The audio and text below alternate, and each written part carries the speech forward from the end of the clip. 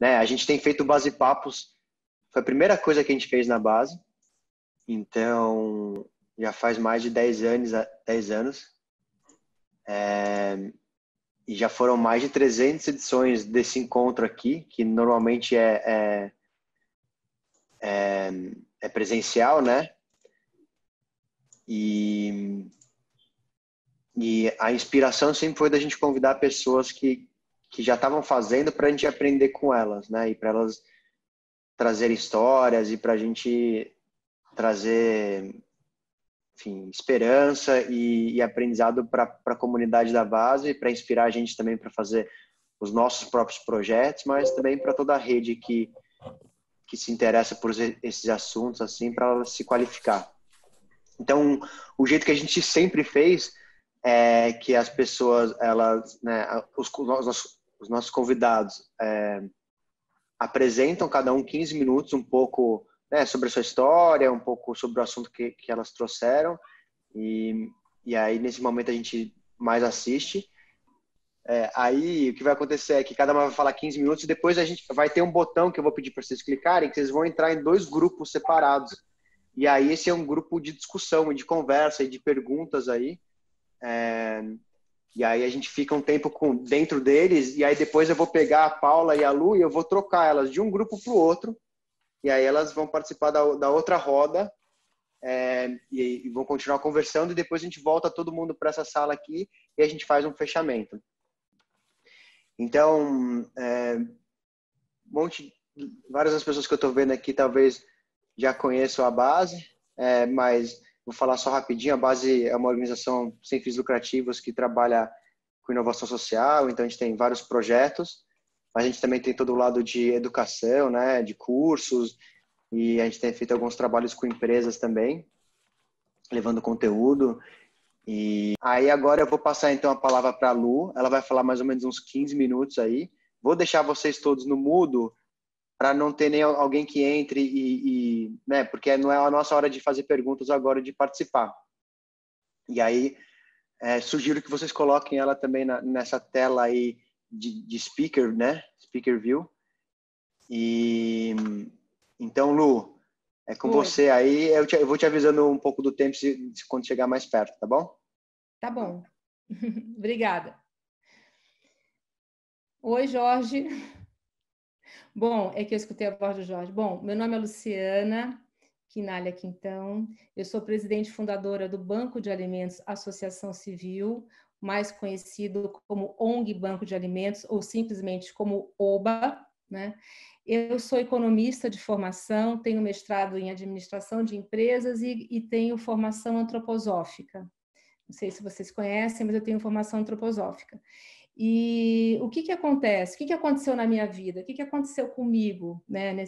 Eu sempre tive um olhar para a questão da carência. Era incrível isso, assim, sabe? Sempre me incomodou ver tanta pobreza no meio de tanta riqueza. E quando eu estava na faculdade de Economia, no Rio de Janeiro, que foi uma faculdade muito boa, com esse pessoal que está aí até hoje, Pessalida, Paulo Guedes, etc. e tal, e outros bem importantes, né? Eu achava que essa questão da desigualdade social no Brasil era uma questão de, sempre pensando bem, né, jovem e tal, eu achava que o Brasil era muito grande e por isso ele era difícil de ser administrado. Essa era a impressão que eu tinha quando eu tinha 18 anos de idade, 19, 20, né? Eu achava que o Brasil era muito grande e difícil de ser administrado. Aí eu fui, então, enfim, fui crescendo, né? Fui passando pelas fases da vida, enfim, casei, fui mãe, etc e tal, e aquela coisa daquela pobreza, aquela pessoas sempre me incomodou, né? O tipo de pessoa que, se vinha uma criança chuva, eu não comprava o chiclete, mas dava o meu guarda-chuva que estava no carro para a criança, falava assim, mãe, tá aí, vai para casa, né? Saía do cinema, assim, via gente na rua passando frio, dava o meu casaco, sabe? E eu tinha uma editora, tive uma editora durante uma época da minha vida. E aí eu chegava Natal, eu fazia a permuta de panetone, tudo que vocês possam imaginar, ia levar para pessoas, para crianças principalmente, né? Depois eu voltava para casa, assim, ficava uma semana doente. Não me conformava com aquilo, sabe? E aí eu tive um diálogo interno comigo mesma. Eu perguntei se eu ia só continuar pensando ou se ia fazer alguma coisa a respeito. E naquele momento eu resolvi me colocar em prol de um bem maior. Então, sendo economista, mas tendo que trabalhar também para cuidar da minha família, sustentar, etc., eu pensei que eu tinha que fazer alguma coisa que fosse algo administrativo, que eu pudesse tomar conta paralelamente a tudo que eu fazia na minha vida. E a questão da alimentação era algo que me batia muito forte, porque, para mim, comer, né, é uma metáfora de se saciar, né? E eu percebia no Brasil que a gente, naquela época, lá em 1998, que a gente tinha muitas fomes, né? Eu já tinha esse olhar há muito tempo das muitas fomes. A gente tinha fome de comida, fome de moradia, fome de transporte, fome de saúde, fome de justiça, eram muitas fomes. E eu sempre achei que a fome de comida era a pior de todas, porque o alimento é vida. Então, como é que você pode, lá em 1998, já ser uma das 10 maiores economias do mundo, ser grande exportador de alimentos, que a gente continua sendo, né? O Brasil, ele é o que puxa o Brasil para frente, o que sustenta dele cair nas grandes crises, é o nosso agronegócio, exatamente o que está acontecendo agora, e todo mundo precisa comer, né? Como é que a gente poderia, lá naquela época, em 1998, ter 57 milhões de pessoas numa população de 150 milhões que viviam com meio salário mínimo para baixo e 27 milhões de indigentes? Era muita fome. Era muita fome já naquela época. Hoje a gente tem um outro termo, né, que é insegurança alimentar. Depois eu vou chegar aí, eu vou falar mais sobre isso. Mas você pode imaginar que se você não tem renda, você não consegue comprar alimento para comer, né? Inclusive você tem que comprar várias coisas, né, para comer, ter várias coisas, uma moradia, você precisa de produtos de higiene pessoal, então, assim, imagina, pagar o aluguel da sua casa, se transportar, então, assim, era muita miséria, mas muita miséria mesmo. Eu não nasci numa família pobre, eu nasci numa família abastada, no Rio de Janeiro, morava no Alto da Gávea, mas já tinha Rocinha lá, despontando, e várias outras favelas no Rio de Janeiro também, como vocês sabem, que não param de crescer. Então, quando eu tive esse diálogo interno, eu resolvi me colocar a serviço desse bem maior, eu resolvi fazer a ONG Banco de Alimentos, né? E a ONG Banco de Alimentos, dentro do meu ser, ela já nasceu com um DNA diferente, porque apesar do fato de eu ter sido uma desobediente civil, né, de todo mundo ter me desestimulado na época, dizer que eu ia ser presa, que não podia doar alimentos, etc., e eu ter peitado essa questão, eu sempre achei que a gente só vai acabar com a fome na hora que a gente mudar a forma como a gente está no mundo. Então, eu já criei a ONG Banco de Alimentos com uma estruturazinha que vem até hoje, né? A ONG tem 3 pilares, que eles são interdependentes, né? Eles são independentes, mas interconectados, então interdependentes, por assim dizer. Então, a primeira forma de trabalho é a colheita urbana, onde a gente passa todos os dias arrecadando sobras de comercialização, produtos que não foram vendidos e teriam o lixo como destino, apenas por não terem sido vendidos, mas eles estão perfeitos para o consumo humano, com todas as suas qualidades nutricionais intactas, né? Nós passamos recolhendo esse alimento e entregando para entidades cadastradas no nosso programa, com contrato de parceria, com obrigações também para conosco, e elas, então, cozinham e servem este alimento para os seus assistidos. Antes do Covid, nós estávamos com 42 entidades, já até há bastante tempo, e elas, por sua vez, assistem a mais de 22 mil pessoas. Então, a gente diz que a gente assiste continuamente a mais de 22 mil pessoas com uma complementação alimentar, porque nós não cozinhamos, nós entregamos o alimento e a entidade é que prepara aquele alimento e serve. Então, nós não conseguimos doar o prato, nós não doamos pratos, nós doamos alimentos, né?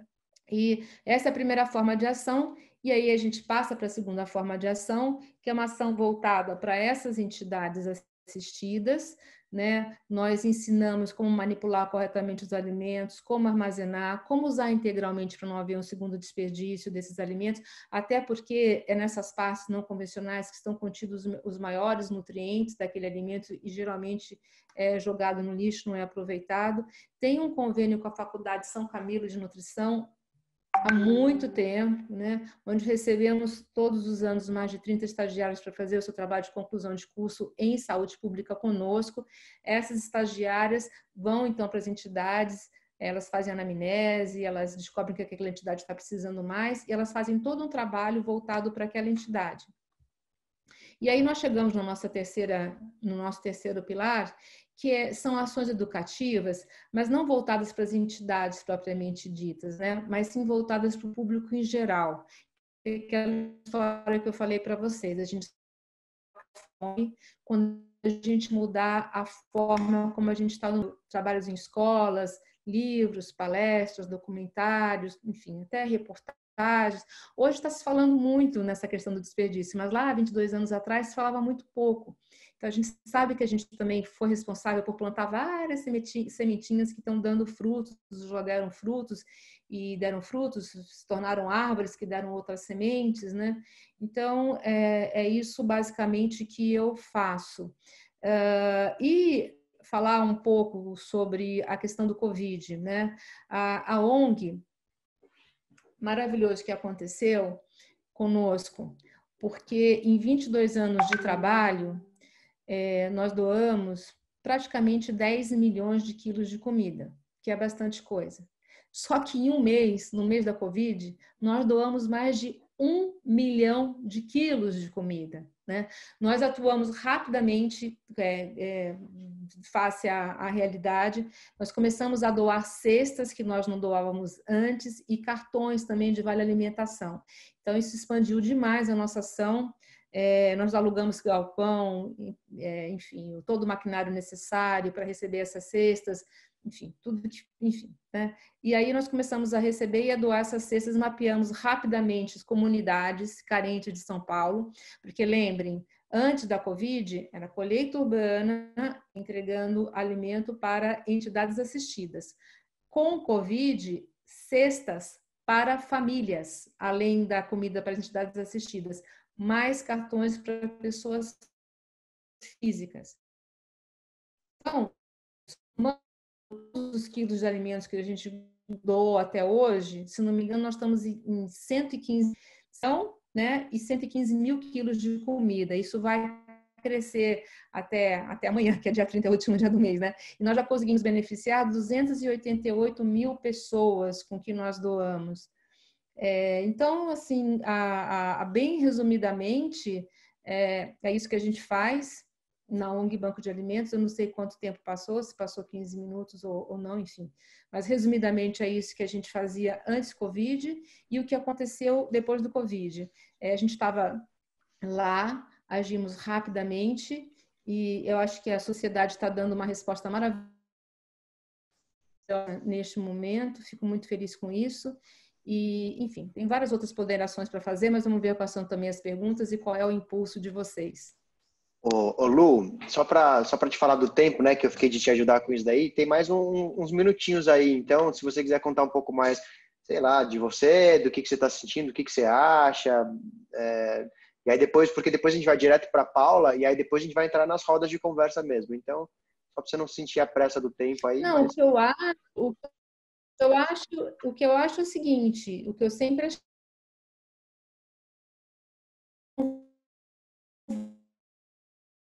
muito rico. O que acontece para a gente ter esse resultado? O que acontece? O que está faltando? Né? Eu acabei até escrevendo um livro sobre isso que chama Inteligência Social, que eu lancei em dezembro do ano passado, para discutir exatamente isso. O que está faltando para a gente dar o passo? O que falta, né? Então, assim, eu tenho várias teorias, né? Falta inteligência social, falta a gente mudar paradigmas. É necessário que nós mudemos paradigmas políticos, paradigmas econômicos, paradigmas sociais, individuais, porque o homem muda o meio muda o homem. Então, assim, está na hora. A Covid nada mais é o que a gente está vivendo hoje, caiu. Estou te ouvindo normal. Estou te ouvindo, Lu. Tá bom. O que a gente está vivendo hoje é simplesmente a função, a gente está colhendo o que a gente tem plantado enquanto humanidade, né? E isso é muito sério, é muito grave mesmo. Então está na hora da gente, aprender a lição e começar a fazer diferente de fato, né? Então, é assim que eu vivo de acordo com o que eu penso, e eu penso esse tipo de coisa e venho praticando isso, como eu comentei, há 22 anos, né? Então, não sei se vocês sabem, no Brasil hoje, existem 52 milhões de pessoas que vivem em segurança alimentar, com uma população de 250 milhões, né? E a mídia diz que a gente saiu do mapa da fome. Então, assim, falta muita consciência, muito conhecimento. Eu acho que o conhecimento vem num prato muito mal servido e a gente tem que procurar saber, descobrir a verdade dos fatos, né? Então, é isso. Que demais, Lu. Que bom que você falou esses últimos minutos, porque já deixou a gente fervendo aqui. Acho que a gente vai poder falar mais sobre isso daqui a pouco, todo mundo junto. E aí eu vou convidar, então, a Paula para falar mais esses 15 minutinhos e depois a gente entra para essa nossa fase de conversa aberta. Paula. É uma honra estar aqui na presença da Luciana. Tenho até uma historinha interessante. A gente fez um dia de voluntariado e uma das organizações escolhidas foi o Banco de Alimentos. E aí o pessoal foi lá fazer um trabalho. Foi muito legal, é uma organização que a gente tem muito carinho. Parabéns pelo teu trabalho, parabéns pela tua contribuição para a humanidade, né? Porque vai muito além aí da tua atuação na causa. Bom, eu sou Paula Fabiani, eu dirijo o IDES, que é o Instituto para o Desenvolvimento do Investimento Social. Vou seguir aí um pouco da Luciana, contar um pouco de mim e aí passo para o IDES e para o nosso tema.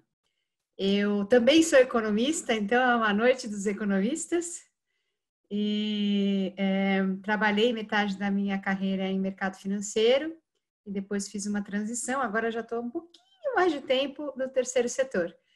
E acho que sempre tive também um desconforto com a questão da desigualdade, com diversas causas aí que me incomodavam. Então, é interessante que quando eu saí do mercado financeiro, para mim foi um processo tão dolorido, difícil tomar decisão, fazer, e para meus colegas, muitos falavam, nossa, mas você sempre foi meio desajustada, estava na cara que você ia perseguir alguma outra coisa. E eu me achava super ajustada, super adaptada, mas de qualquer forma, eu fiz essa transição e aí dei aí como missão para mim mesma aproximar o capital do social, né, do socioambiental. E aí fiz uma trajetória, trabalhei no Instituto Acatu, que trabalha pelo consumo consciente, depois fui trabalhar na Fundação Maria Cecília Souto Vidigal. Eu tenho 3 filhos, que agora já são adolescentes, mas que na época eram menores, que tem como causa a primeira infância, e aí fui para o IDES. E já estou no IDES há 8 anos, acho que até mais, preciso rever essa conta, mas de qualquer maneira, e o IDES para mim tem esse espaço de contribuição em diversas causas, né? Eu sempre tive mais de uma paixão, mas a minha grande paixão sempre foi essa de aproximar o capital das causas socioambientais. E o que é o IDES, né? O IDES é uma organização com 2 pilares principais. A gente dá consultoria para organizações, para fundações, institutos, para famílias e para empresas. Então, a gente faz o apoio técnico, desde planejamento estratégico até desenho de projetos, programas, avaliação de impacto social. Eu sou certificada na metodologia do retorno social do investimento, do Social Return on Investment, né, o SROI. E então a gente faz diversas, quer dizer, dá todo esse ciclo do investimento social privado, da filantropia estratégica, a gente dá o apoio técnico que ajuda a organização, a empresa, a família a ter mais impacto com aquele recurso alocado. Essa é a ideia. E temos um outro pilar tão importante quanto, onde a gente trabalha a causa mesmo do investimento social privado, né? Que é essa alocação de recursos privados em causas públicas. E o que a gente acredita na força do investimento social para transformar a sociedade. E essa é a nossa causa, né? É realmente apoiar o investimento social privado para que ele transforme mais, tenha mais impacto e assim a gente faz a contribuição e melhora a vida das pessoas.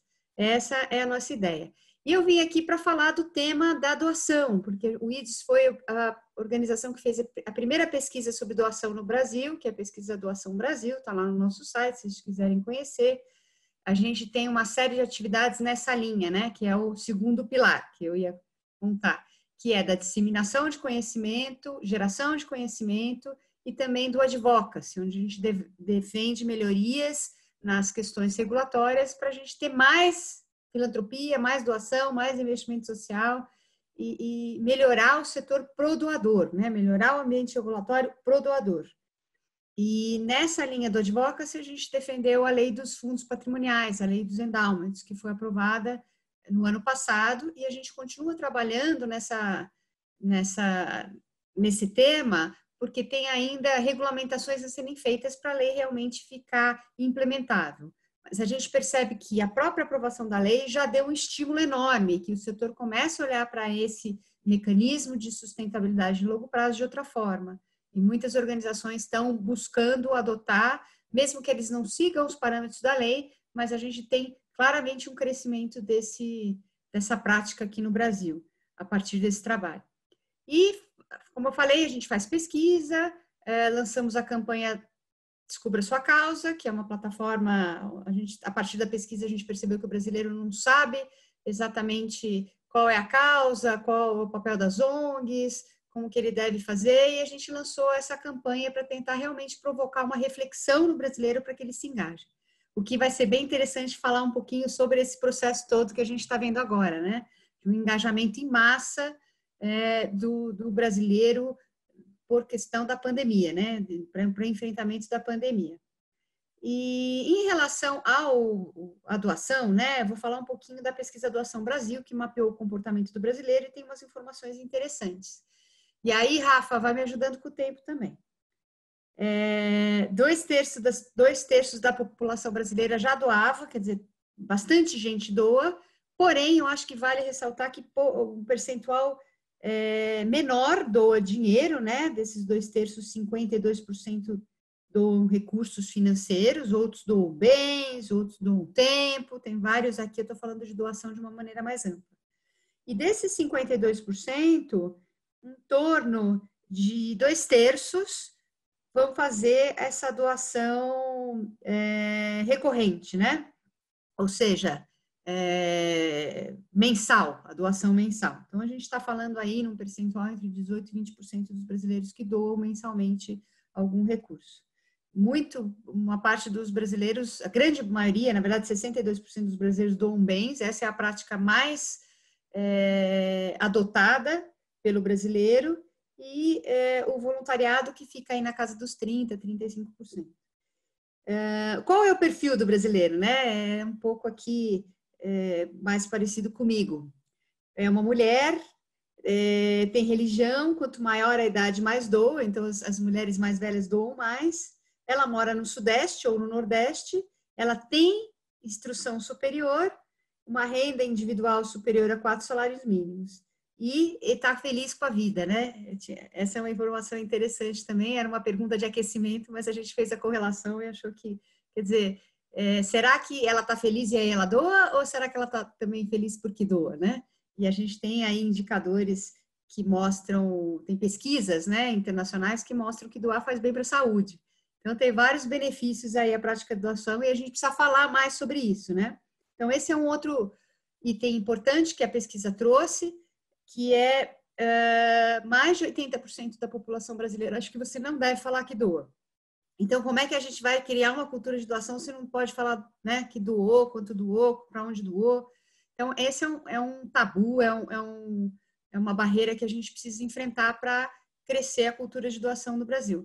E agora, nessa pandemia, a gente está vendo que realmente estamos falando de doação, mas é interessante trazer uma informação sobre esse panorama, né? A gente viu lá fora várias figuras famosas se colocando, eu doei, quanto doou, então teve até o Bill Gates, né, disponibilizou um recurso representativo para essa causa, o fundador do Twitter, né, o Jack Dorsey também veio a público falando que estava colocando um recurso, teve até no mercado de luxo, né, Armani, Versace, várias famílias, né, que estão por trás dessas empresas que anunciaram que vão destinar recursos importantes. E aí, até o Justin Bieber, né, eu achei interessante, porque eu nunca nem sabia que ele doava e ele destinou um recurso representativo para o combate à pandemia. E aqui no Brasil, a gente sabe de figuras importantes que estão fazendo campanhas, mas quanto eles doaram, para onde eles doaram, o que eles estão fazendo, isso não vem a público, né? Então, ainda tem um caminho aí para a gente percorrer e falar mais sobre o assunto. Acho que temos aí o Dia de Doar, que vem para ajudar nesse sentido. A gente até, né, faz parte do Conselho do Dia de Doar e a gente está lançando essa campanha Eu Doei, hashtag Eu Doei. Gente, quem doar, põe lá, hashtag Eu Doei, porque a gente precisa falar do assunto. E criamos também o hashtag Orgulho de Ser Doador, porque é uma questão de orgulho mesmo, faz bem para a saúde e é bom para o país. Então, esse era um tema que a gente trouxe, né, para conversar, que era essa ideia de dar um panorama sobre o doador brasileiro, como é que ele se comporta, e aí falando um pouco da crise, né, entrando nessa crise. O que o IDES fez até o momento, né? Além da gente trabalhar essa questão do tema da doação, né, a gente também representa a Charity Aid Foundation, que é a CAF, que é uma organização britânica que trabalha há quase 100 anos promovendo a filantropia no mundo. Eles publicam o World Giving Index, que é um indicador que mapeia 140 países. O Brasil está na posição 74 desse ranking, ou seja, a gente ainda tem um caminho a percorrer, considerando, como a própria Luciana falou, né, o tamanho da nossa economia, o tamanho do PIB per capita, acho que a gente deveria estar numa posição melhor. Mas trouxe só essa informação porque eu tinha esquecido de falar da CAF, um grande parceiro e que nos ajuda muito, que traz toda essa perspectiva internacional. E lembrei disso também porque a própria CAF Estados Unidos fez uma pesquisa com as ONGs, perguntando aí como é que foi o impacto da pandemia em ONGs no mundo inteiro, né? Eles pesquisaram vários países, são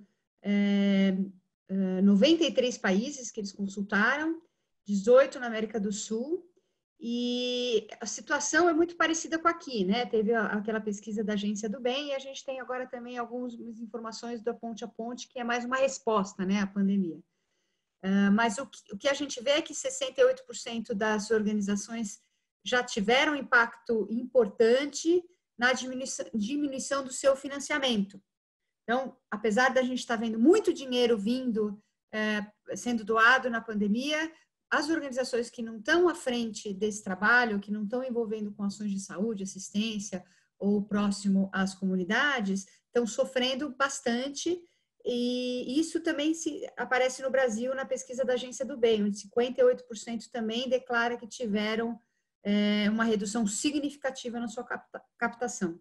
E aí vou trazer um pouco esse assunto de volta no cenário pós-Covid, né? Como é que a gente vai ficar a partir desse impacto no terceiro setor?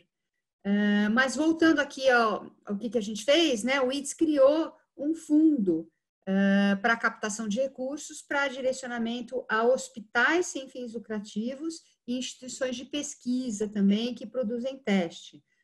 Nós nos unimos forças com um movimento bem maior, que também tem esse compromisso com o fortalecimento da cultura de doação no Brasil e com a plataforma de captação de recursos chamada B Social. E foi incrível essa jornada, né? A gente já tem quase 5.000 doadores individuais, conseguimos recursos de várias empresas. Hoje a gente tem no fundo 5,7, na verdade a gente já fez uma destinação grande parte desse recurso, mas a gente vai chegar a 10 milhões aí na próxima semana, né? Já temos compromissos importantes que vão entrar.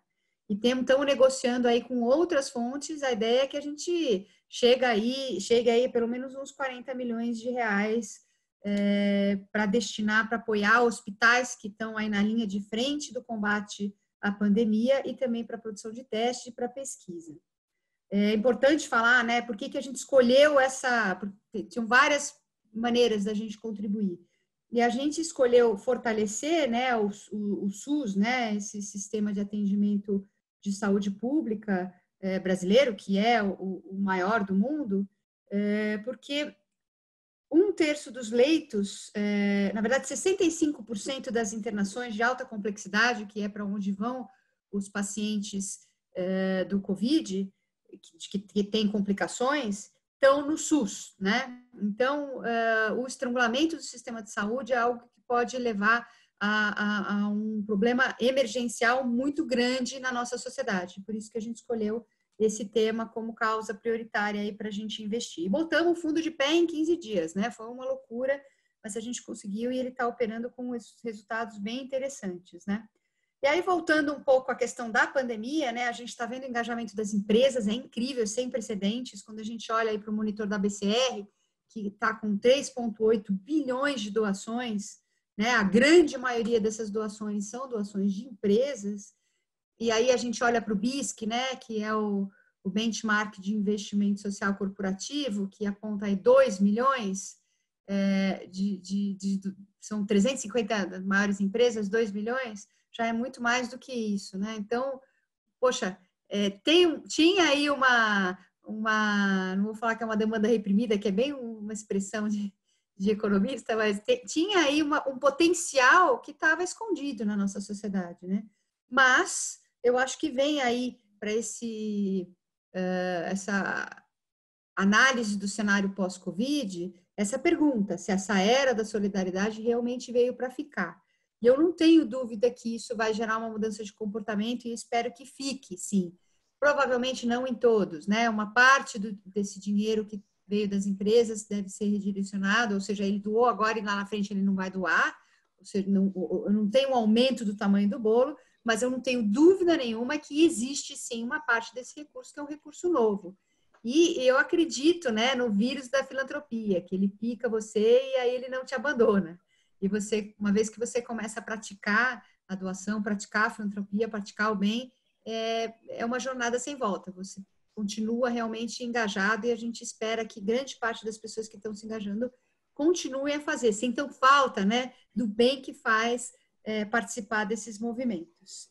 E para terminar, né, eu acho interessante também trazer que a gente está vendo novos porta-vozes aí surgindo nessa crise, falando de doação, falando de engajamento cidadão. Então, a gente tem novos nomes, tanto de pessoas famosas como de empresários, né, que estão falando sobre doação, artigos de presidentes de empresas.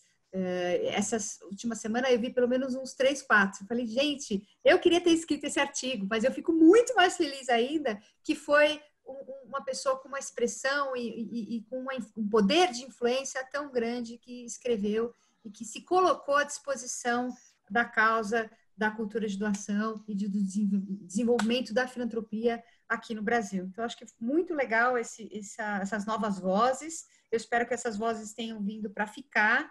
E aí, queria terminar com essa provocação, né? E nós, né, que estamos no setor, estamos fazendo coisas, como é que a gente consegue também manter esse engajamento desses influenciadores, desses porta-vozes e das pessoas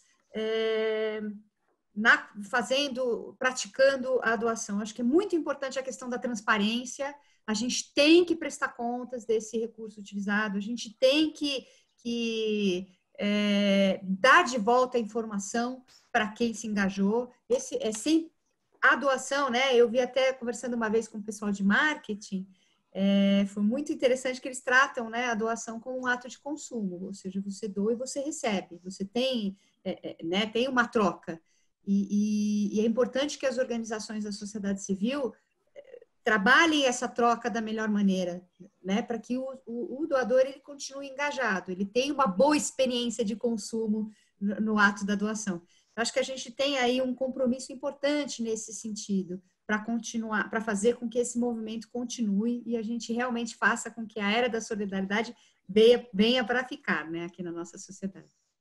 E queria falar uma coisa também, que eu acho que ficou me instigando um pouco sobre o que a Lu estava falando, que eu fico pensando assim, já era para a gente ter superado essas coisas. Então, eu não sei o que é que, né, parece que a gente tem alguma coisa que trava a gente, e eu falo a gente porque eu também me coloco nesse lugar, de várias vezes também não ser né, o melhor que eu poderia eventualmente, mas como sociedade também, parece que a gente né, os números estão aí, a gente já estudou, a gente tem muita gente que sabe fazer, a gente tem alguns indícios de como fazer, mas falta essa coisa de realmente ir resolver. O que é que impede a gente de fazer? é uma grande um desafio para mim, assim, de entender como que a gente, por que a gente está travado, né? Então eu acho que fiquei muito feliz de como fluiu o papo aqui hoje. Eu acho que a gente juntou gente muito qualificada que realmente coloca mesmo toda essa intenção, toda, né, a vontade de aprender, a vontade de fazer, e fiquei muito feliz com essa coisa da gente vivenciar um pouco do que era o Base Papo. Eu estava já com saudades, que é um formato um pouco diferente, né, de interação em termos de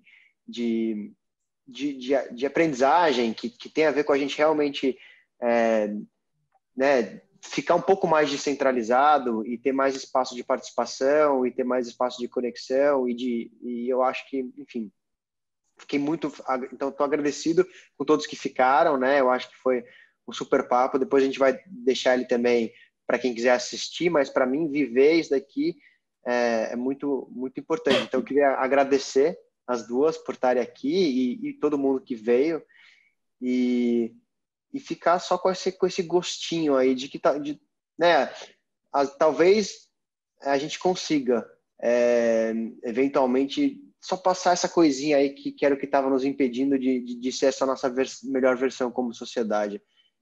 Às vezes eu fico mais pessimista, mas hoje eu tô mais otimista aí de que está mais perto do que a gente do que eu esperava. Então, muito feliz de estar com vocês aqui, de ter passado essa noite aí com pessoas inspiradoras, assim. Acho que se tem uma coisa que eu acredito é na força, né, que os relacionamentos podem ter, porque às vezes quando um está um pouco mais para baixo, pode vir um outro e falar assim, não, a gente não vai desistir porque a gente não pode desistir. E aí, enfim, ter duas pessoas inspiradoras aí para contar essa história para a gente de vida, eu acho que é disso que a gente precisa e que bom que a gente está fazendo isso, que bom que todos nós estamos fazendo isso.